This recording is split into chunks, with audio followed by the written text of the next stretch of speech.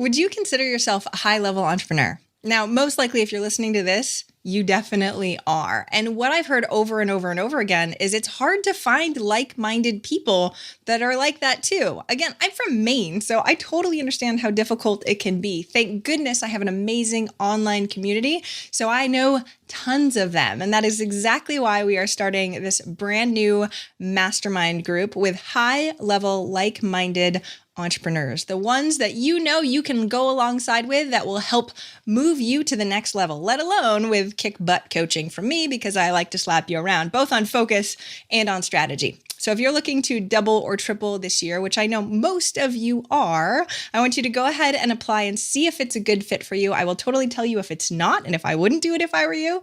But go to eventualmillionaire.com/apply. We are looking for amazing, like-minded entrepreneurs. My previous mastermind members have told me it is life changing. So take the time today, fill out the very quick application, and we'll see if it's a fit.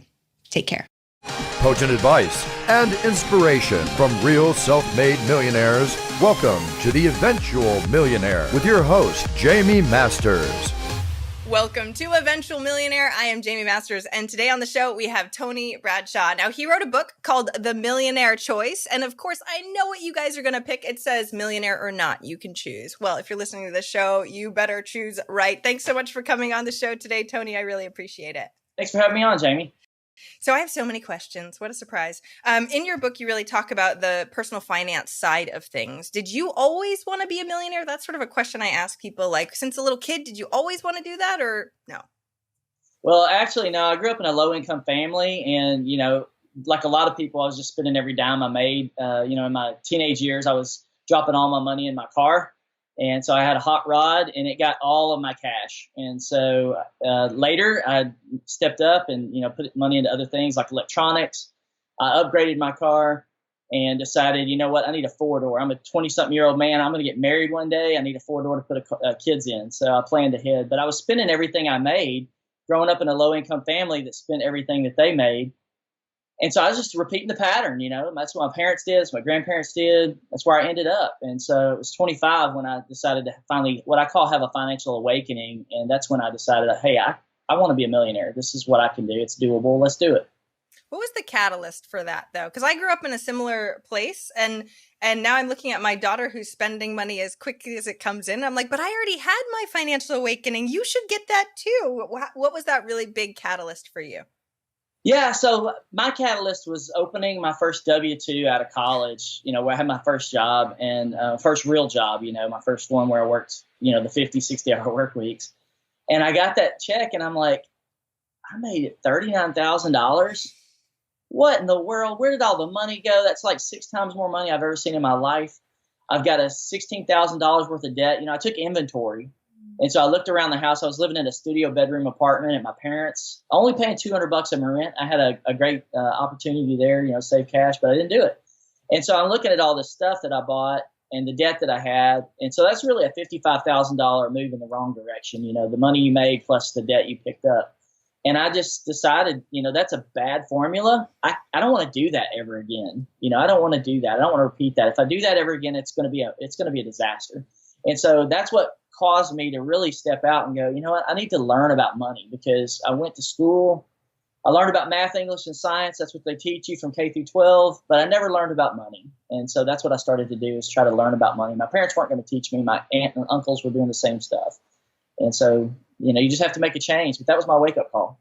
See, and then you start learning, because you went on the same path as me. Then you start learning and you're like, oh, wow, I was really dumb. Awesome. Good to know. But it's different to know that you're really dumb and to make different choices along the way, especially because you're used to the stuff that you bought. So how did you sort of get those patterns out of the way? Yeah, so I think the first thing you got to do is have the wake up, right? And then you got to create the next step would be to have a vision. Like, what do you want to do? If you want to do something different, what is it that you want to do? And for me, since I was a math person, you and I share the engineering background, we had to do a lot of math in college. And so math comes easy for me. And I just realized, money's really a math problem. It's not a very difficult math problem either. It's a relatively simple math problem. And that is, if you spend more than you make, you're going to end up broke. But if you save a lot of it, you end up rich. And so that's really two very simple pieces of the formula. And so the change for me was, debt's bad. Debt's my enemy. Get rid of all my debt. And so I started paying as much as I could towards my debt. And I think I paid it off probably about 18 months. The car note, the credit cards, all that was gone in about 18 months. But I was also investing at the same time. And it's because I had good disposable income. When you pay $200 a month in rent, you have some extra money left over. And that worked out pretty well. And so I was able to stick it into, stocks and mutual funds is where I went. And so that was my, ground floor. I didn't get into real estate at that time. So and yeah. It's slow and steady though. So this is the other thing. So patience, it's a virtue and all that, but it's really a pain in the butt when it takes many years. So how long, 25 was a long time ago. How long ago was that? And how long did it take you? And what advice do you have for patience for people? Because we are in a let's have it right now kind of society. Yeah, so I think what people have to understand, and I hate that people do this, so I want to put this in as a qualifier, is the people who aren't rich, they always make excuses when they bump into you, like that you either get two responses, right? Like they want to follow in your footsteps, or they want to say you got lucky. Oh, you were just lucky. You got lucky. And that's really not right, because I worked really hard to get where I was at, and everybody else that becomes millionaires do too. I think it's like 20% of millionaires out there actually inherited their money. The other 80% are first generation millionaires, and they worked hard for their money. And I was one of those. So the direction I went was, it's a long process. So even if you don't have a lot of money to invest, that's going to take you longer than if you have a lot of money to invest. So obviously that's going to control the flow of how fast you get there. Now for me, I started with a $40,000 a year income, and I said, you know what? If I do this math right, I can be a millionaire by the time I'm age 40. And so I was able to hit my goal. Now, did my plan work out exactly like I had planned? No, I didn't plan on getting married. I had missed that piece of the equation. My wife had $20,000 in debt. I missed that part of the equation. I didn't plan on having 6 kids. I know, that's not the 6 kids. That's the piece that I'm like, hey, wait a minute. That probably threw 6 wrenches in what you were doing. Just do the math on the diapers and it'll blow your mind. And so those were the things, the hurdles that I came across. But the reality is, if you have a goal and you have a plan, you just adjust your plan. And so there are other things on the positive side that I didn't understand or expect. So, I was trapped. Really, I don't want to say trapped, but I didn't know any better. So growing up in a low-income family, making $40,000 a year, which was like at least $5,000 to $10,000 than my mom or dad were making, I felt pretty good about myself as a 25-year-old. But the reality is I didn't realize what my potential was. And so it was when I started investing in myself, becoming smarter, reading, learning, making myself more valuable in the marketplace, that I was able to see my income grow up. And exceed what my expectations were. So, even though I was trapped in this low income mindset, opportunity was there, and I took advantage of those opportunities, and that helped accelerate everything. And thank goodness we can evolve as humans, right? And get better and better at what we do. Thank goodness. But when you're looking at that time frame, because 25 to 40, when you actually hit those numbers, your income probably went up a lot too. Did the percentage that you saved go up, or like how did you readjust all the things? Yeah, so obviously my expenses went up some, and we want to keep those expenses under control. So that's the thing, you get expense creep. So you want to watch that, make sure it doesn't happen. So you don't spend your raises. If you spend your raises, you can either invest your raises or spend your raises. You got to choose. And each of those has an effect on your life. But for me, as my income went up, definitely my percentage went up. So a lot of times you'll hear financial advisors tell you to invest 15% of your money in retirement. I really hate the idea of percentages in general because they're so relative. If you're making $50,000 a year, you invest 15% retirement, you really don't have a lot of money at the end of the year, the end of your life. So I like to think in hard numbers. And so what I actually did was, hey, I want to put $1,500 a month back. That's where I started. And then I put a balance of that against my debt. So it's pay off my debt, invest my money. And I was able to keep doing that. So, $1,500, that's $18,000 a year. So as a young guy in his 20s, that works pretty well. That's quite a bit of money. And that does, if you do the math, it turns out pretty well. But then I got married and I had to put more money towards debt. And then I had kids and I put more money towards kids. So my investment time in a shortened season of my life, tightened up. But then as my income went up, I was able to put more back. So I would say at my peak, I was probably putting 50, 60% of my income into wealth building. That's a lot. How do you deal with all of your friends or I'm assuming all your friends that, especially because you got better and better jobs as you went when you were getting jobs. When that happens, how do you deal with feeling crappy? It's the keeping up with the Joneses kind of thing, but also like, joy now over joy later, right? Where is that line? Yeah, I think there was a season where that happened for us, but we were pretty frugal. I would say my wife didn't really, she likes to spend money and be able to afford what she spends, but she doesn't, her desires are not that great. So if anything, I'm more of the saver and the spender, depending on the month. And depending on the month, that pendulum might swing back and forth. I might not spend anything for a month and then come back the next month and go, oh, let's go drop all this money on a new computer, on a whim. And I have to watch that. So I have to control. I'm more of the spender in the family. Yeah, so I don't know that we had a keeping up in the Joneses mindset, because in my head it was, here's the goal, and I was pretty fortunate to have a spouse or other half. Seriously, everybody that's listening is like, so my wife is not like that. So no, I mean, or husband, it could be husband too, right? Yeah, but, she definitely puts the pressure on me for when she wants something, she wants it. So I think the funny story here. I was such a saver mindset in this season of our lives. We were about to have another baby. I think this was I don't remember if it was our third or fourth child, but we needed a set of bunk beds. And I was like, you need to wait on those bunk beds until, this time so we can afford it. Because I didn't want to take any money out of our savings account to pay for these beds. And she was she wasn't happy at all about that. So that was a season where I was a little bit too penny pinching, but I got some wise counsel and they said, buy the bunk beds.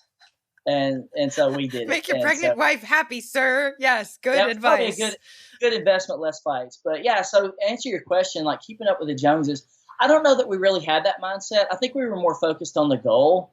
And I guess the best way to say it, I hate to say this, to hell with the Joneses.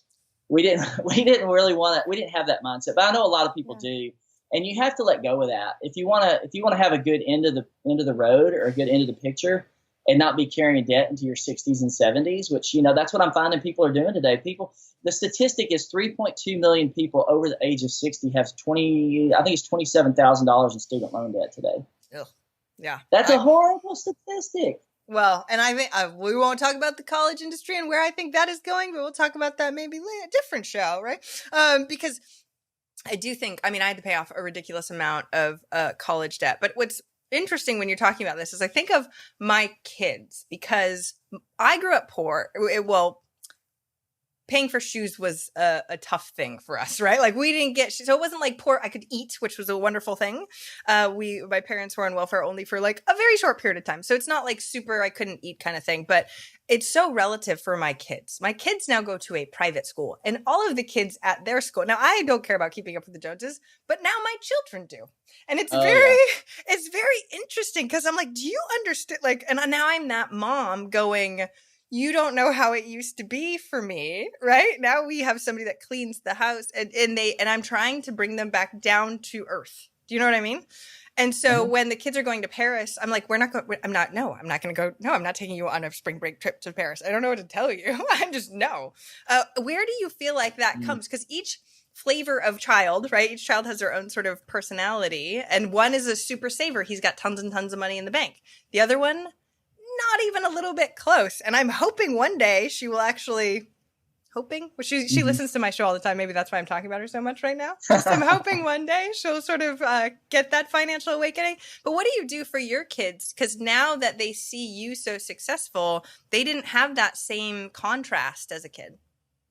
Yeah, so I think the first thing is we try to instill some principles in them. Obviously I'm a no debt guy. Some people like to do leverage or talk about leverage for rental properties. I'm a no debt guy. And so from the time I was 25, I'm just like, debt's not my friend. It's my enemy. It's going to destroy me. I'm not going to do it. And so I talked to them about that and try to get that mindset instilled in them. We just said no to them a lot. And so I was the kind of kid, my parents tried to overcompensate for me because they had so little when they were growing up.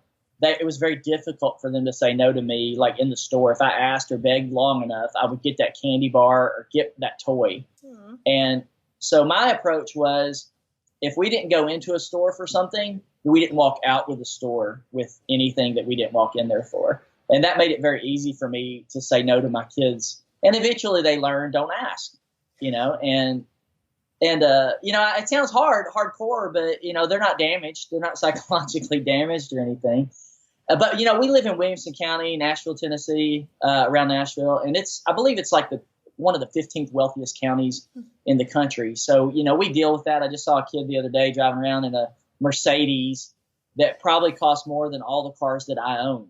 And I'm just like, why would you do that? Because it's going to really create, probably not necessarily always create, but probably create issues later in life. So we don't give our kids money at all. Like, if they don't save it, earn it, or have it, you know, from birthday money or money that they earn, they don't get to buy anything. So there's the special days like their birthday and Christmas where they get gifts, whether it be money or a gift, but we don't walk around buying them things. And so they don't have an expectation to get things. And and so they know if they want something, they gotta figure out how to get it.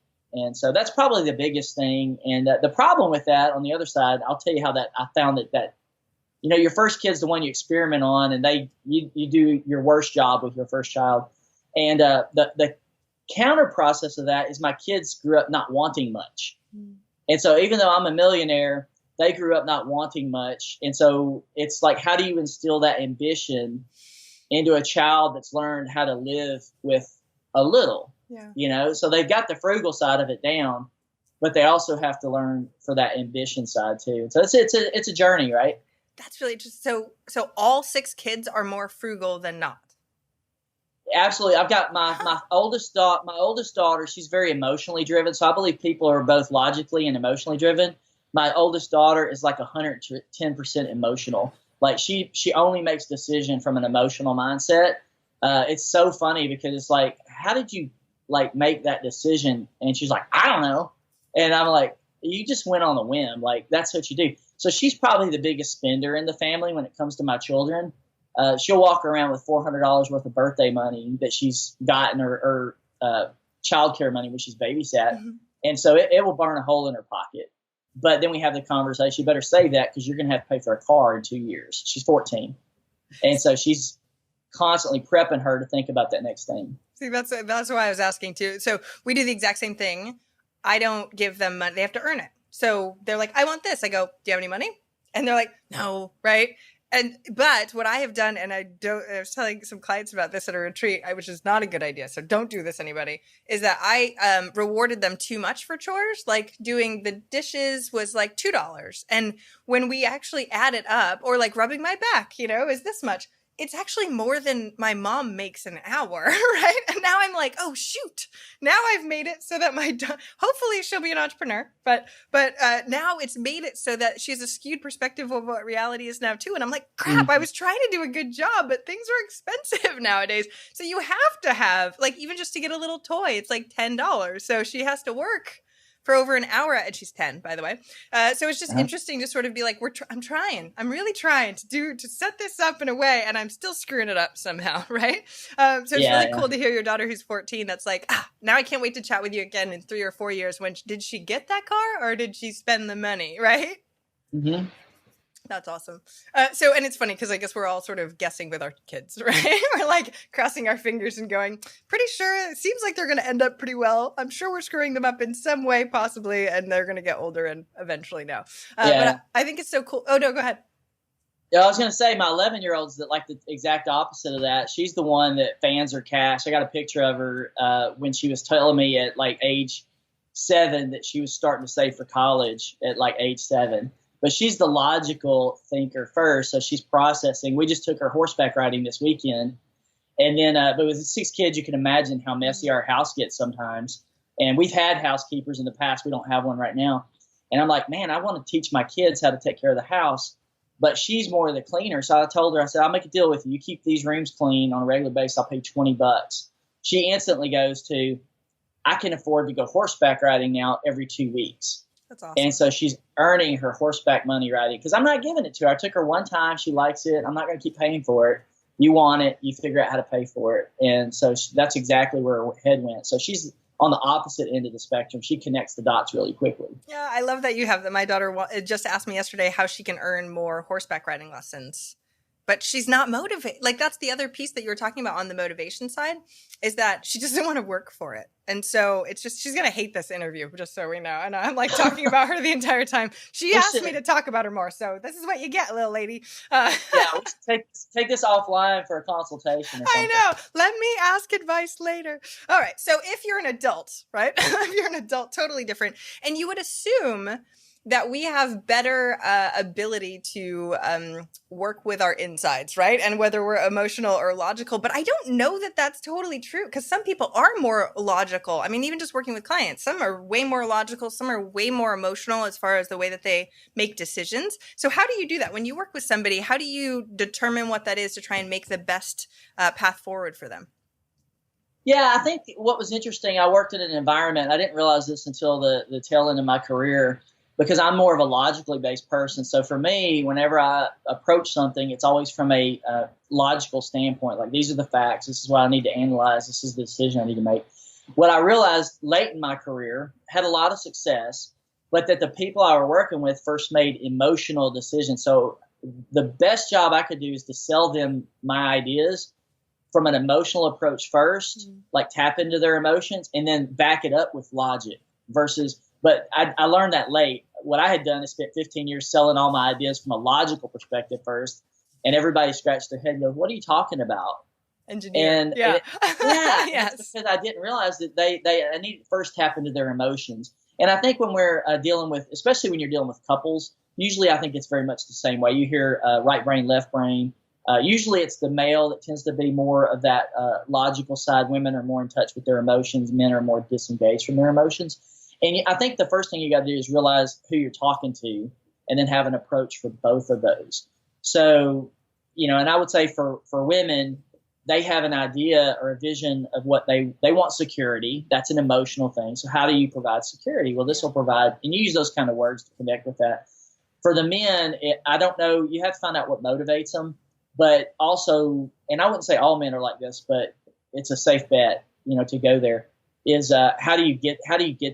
How do you get from A to Z? There's a process. Help them see more clarity in the steps to get them there, and and be more, I guess, structured, I guess, is a good way to say it.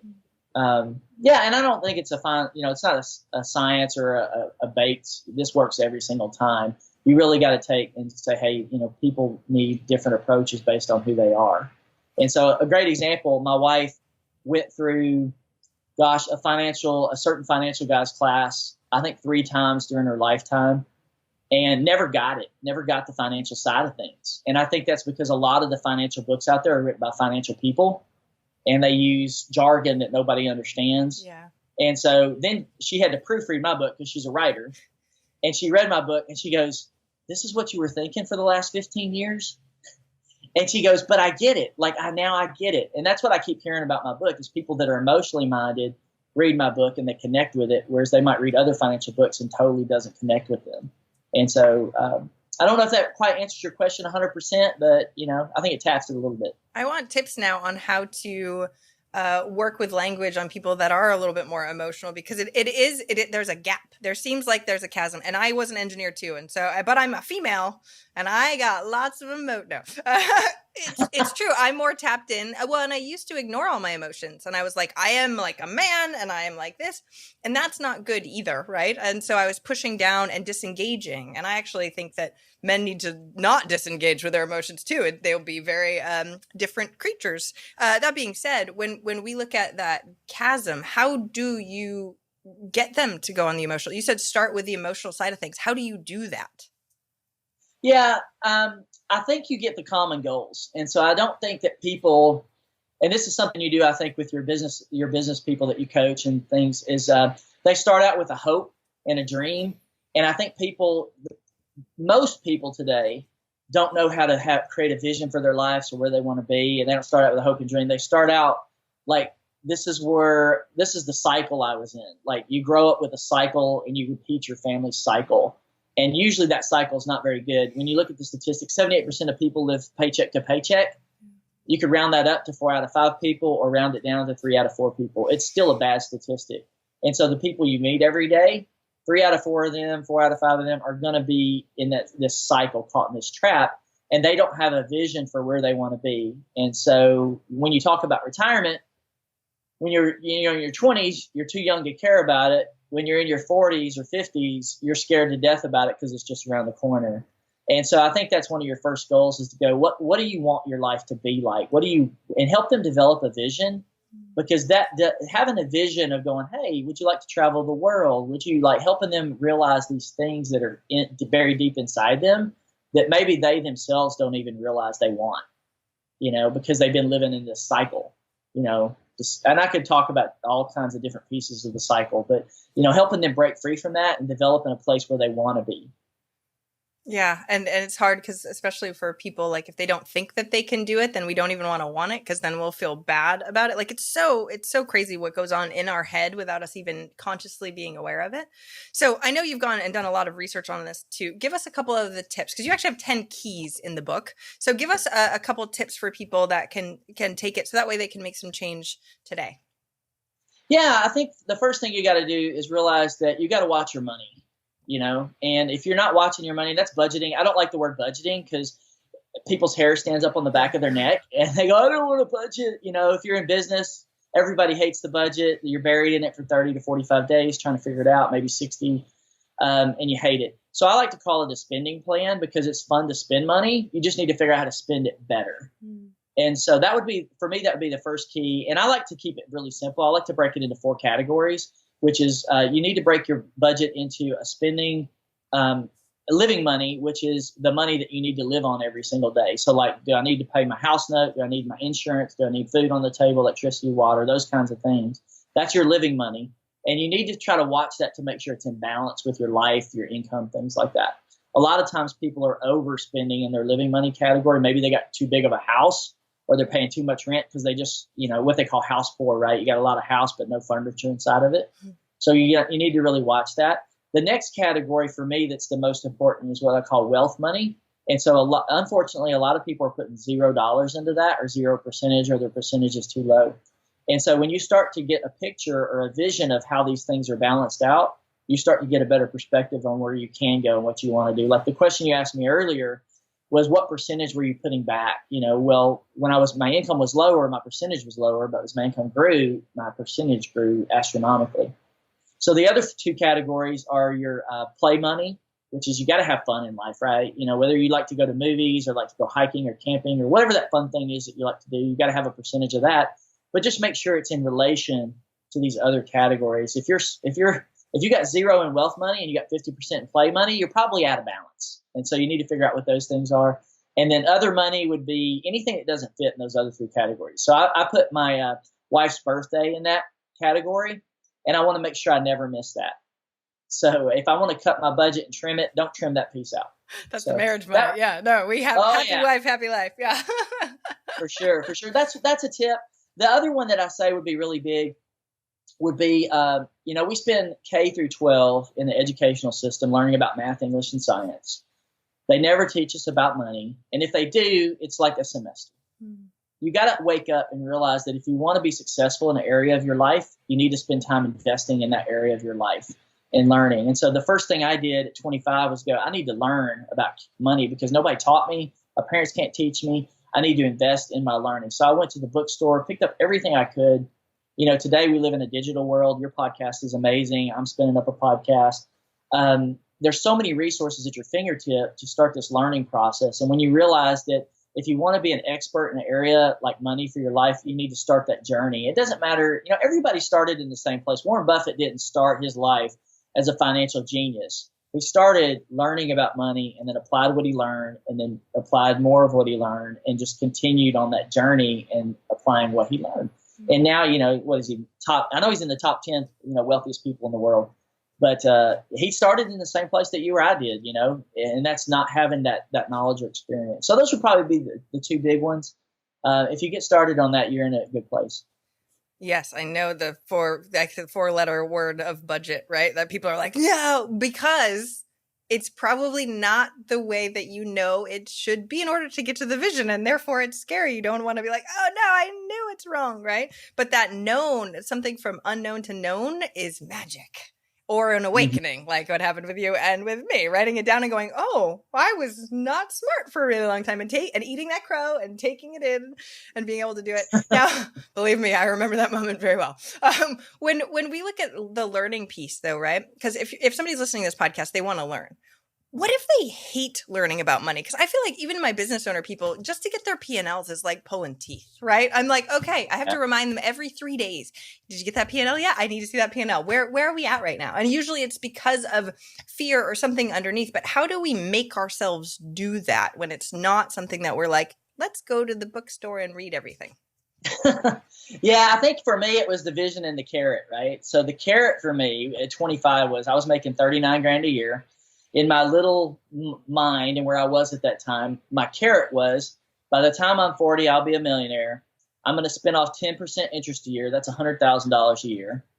And I'm going to make twice as much money. I can do anything I want. So I was naive thinking that $100,000 a year was a lot of money. It's not. And I was going to live this extravagant lifestyle and never have to work for anybody ever again. It didn't work that way, but the carrot was there and it got me started on the journey, and it opened doors for me. And I think that's the key, is to go, hey, what is that carrot you're chasing, or that vision that you want your life to look like? And that'll get you started. You're going to adjust, you're going to change, things are going to change along the way. But I never let go of that carrot. You know, when I got my debt paid off, I started paying on my wife's debt while we were engaged. People told me, don't pay on, you're engaged, you're not married, don't take her debt. I'm like, look, I'm going to marry this woman. I'm going to get this debt out of the way. So that was my goal. Then we had the kids. All those curveballs came at me, but I stayed attached to that vision where I wanted to be and stayed on track with it. And so I think that's the big key, is to go, what is it that's your motivation? And so you got to go back to that motivation and that vision, even in the hard times, right? When you're buying $3,500 worth of diapers every time you get a kid that drops. And, this has set me way back. I don't like this, but you keep at it and just keep working on it. Well, you had 6 kids, so you made that decision often, right? Oh, another $3,500. Well, all right. Maybe they'll have a wonderful retirement party for me when I'm older. I love that the vision has to be big enough, though, too, because if it's, and it doesn't even have to be true. That's the thing that was so awesome, is you're like, It was just a carrot that was enough to get me to lean in the right direction, not necessarily was completely accurate. So people that are listening right now, doesn't even matter. As long as you get excited about going after that goal and you know you're more towards the right track, even if it's like skewed, it still works. So it doesn't have to be perfect. Because I think we get caught up in it has to be a perfect plan before I start down the path, right? Yeah, for sure. I agree with you 100%. That's awesome. I know we have to start wrapping up, so I'm going to ask the last question. I know you have 10 keys in the book. So what's one action listeners can take this week to help move them forward towards their goal of $1 million? Yeah, I would say for me, in the stage of life that I'm in, I did a lot of good things with my business, my jobs and things. That's where I made all my money. I just became more proficient, more valuable to organization. Making yourself more valuable on a daily basis is huge. For me specifically is, in this stage, is sell, like learn how to sell. And every day I wake up, it's a startup business. You can't neglect the sales. Focus on sales, becoming a better salesman, wake up going, okay, for me, it's like, what am I going to sell today? And that's not my natural wiring. I'm a creator. I like to build things, make things, talk to people, but I'm the guy right now. And so for me, it's become a better salesperson, because you're always selling your ideas. Either if you have employees, you're selling your ideas and your vision to your employees. If you're in the startup business like I am, I got to become a better salesman to the people. And so that would be mine today, is just pick up a book, learn something, watch, Grant Cardone, listen to Grant Cardone. He's a little bit crazy, but yes. But he's got some good wisdom, and he's a good sales guy. And so that would be my advice, is just become a better salesman, whether it's your ideas, even your family. You talk about that. You got to sell things to your family, your kids. You're trying to sell your daughter on how to become financially responsible. She's selling me on so many more things. I got to get a better salesman. My 10-year-old can beat me in some of this stuff. Good point. Thank you so much for coming on the show today. Where can we find your book and your website and the new podcast that's going to be coming out? Yeah, so the Millionaire Choice is my main hub for the business and the book. You can also pick it up in any bookseller, Barnes & Noble. And when I was talking about that, I'm talking about online. Amazon.com, Target, Walmart, they all have it.